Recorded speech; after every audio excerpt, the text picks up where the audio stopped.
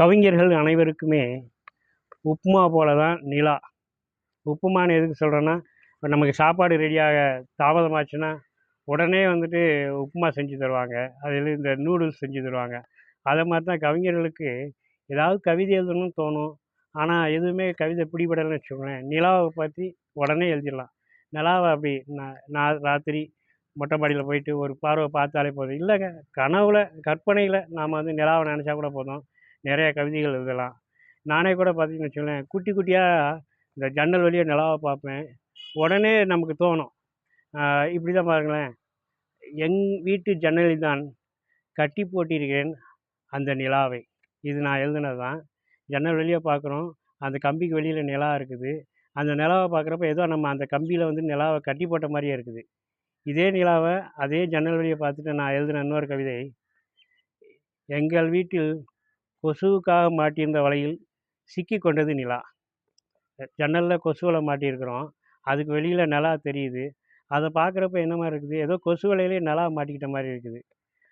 அடுத்ததாக இதே ஜன்னல் வழியாக நிலாவை பார்த்துட்டு, என் வீட்டிற்குள் நுழைவதற்காகவே உடல் மெலியுது பௌர்ணமி. அதாவது ஜன்னல் கம்பி வழியே நுழைஞ்சி வரணும், பௌர்ணமியால் நுழைய முடியல. அதுக்காகவே வந்து அது வந்து பிறையாக மெலிந்து உள்ளே வர பார்க்குதுன்ட்டு அதே நான் தான் வந்து யோசித்து எழுதுகிறேன். இந்த மாதிரி நிலாவை பற்றி எழுதுனா எழுதிக்கிட்டே இருக்கலாம். இப்போது அப்படியெல்லாம் பெருமைக்குரிய நிலா இப்போ வந்து பெரிதும் கவனிக்கப்படாமல் இருக்கிறது. அது அந்த ஒரு ஆதங்கத்தோடு எழுதிய கவிதை தான் இது.